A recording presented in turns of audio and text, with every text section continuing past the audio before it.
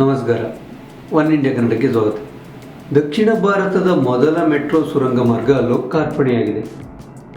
ಬೆಂಗಳೂರು ನಮ್ಮ ಮೆಟ್ರೋ ಪೂರ್ವ ಪಶ್ಚಿಮ ಕಾರಿಡಾರ್ನ 4.82 ಕಿಲೋಮೀಟರ್ ಅಂದರೆ ಕಬ್ಬನ್ ಉದ್ಯಾನ ನಿಲ್ದಾಣದಿಂದ ನಗರದ ರೈಲ್ವೆ ನಿಲ್ದಾಣದವರೆಗಿನ ಸುರಂಗ ಮಾರ್ಗದಲ್ಲಿ ರೈಲು ಓಡಾಟ ಆರಂಭವಾಗಿದೆ.